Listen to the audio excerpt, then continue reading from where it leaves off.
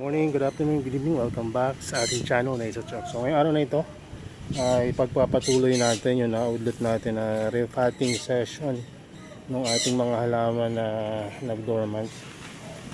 At panahon na rin to para makapag-propagate tayo. No?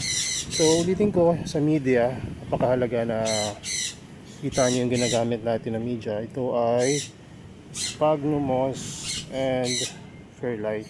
Yan. So makikita nyo dito, ganyan yung quality ng ginagamit nating media.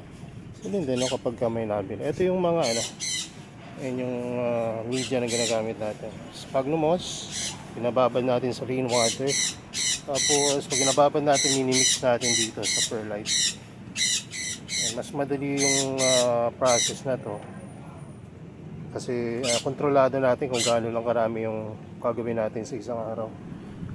So ngayon ang ire-replant natin ay ang Venus flytrap DM big mouth. So kapag nagre-replant tayo,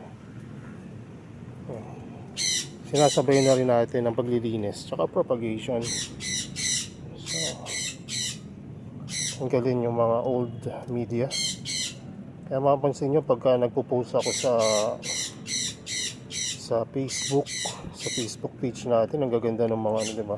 Pero sa totoo nun, marami ring mga block yun, tinatanggal ko lang. Kaya kapag nagkakaroon ng pagbablock yung inyong mga halaman, normal yan.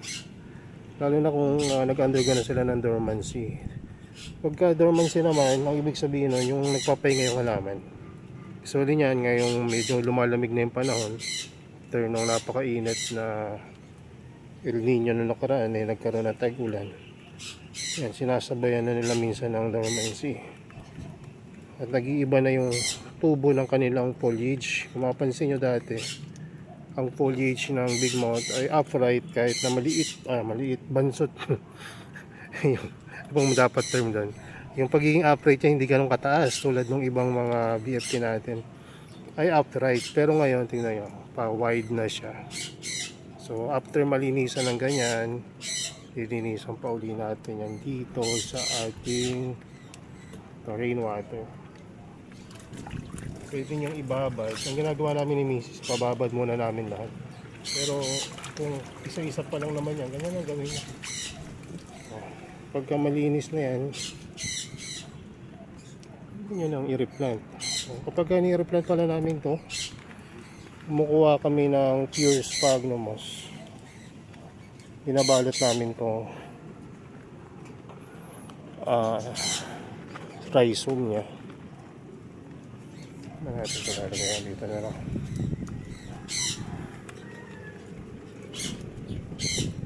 Kahit lang ganyan. Kaya yan. Practice nyo to ha. Doon sa mga kausap ko lagi sa Messenger. Hirap kasi paliwanag minsan sa type lang. So tapos butas, lagay yung tweezer nyo. Diba mas maganda yung ganyan, step by step. So pagka itanim mo na yan ng ganyan, napaka-secure na niya, secured na niya. Tapos hawakan mo lang sa gitna, gunutin mo tong tweezer, perfect na yung alignment pagkakatanim niya. Ayan. So nakatanim na siya na maayos.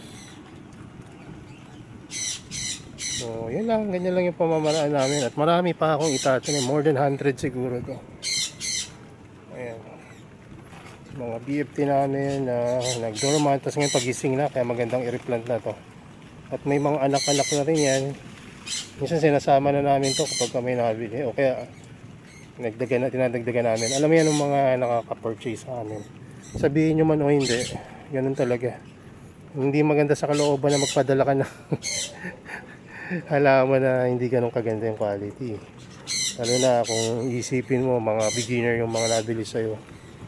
Alam ko yung expectation ng mga beginner. Gusto nila malaki, maraming traps. Pero kung hindi sila beginner at mali yung ang basa ko sa kanila, appreciate pa rin yun ng mga collector kasi may backup agad silang mga plants. So anyway, ayan, naulan na naman. Biruin nyo yun, oh. Ngayon lang ako nag-decide na mag-replant. Inuulan na naman tayo. Pero okay lang yan. Umulan, umaraw. Tapusin na natin to. Hindi tayo matatapos kapag natigil tayo every time na lang na may mga ganitong pag-ulan. So yun lang. Salamat. At ingat kayo. Yan, ipon kayo ng rainwater para makatipid kayo sa pandilig natin ngayong tag-ulan. So yun lang. God bless. And bye-bye.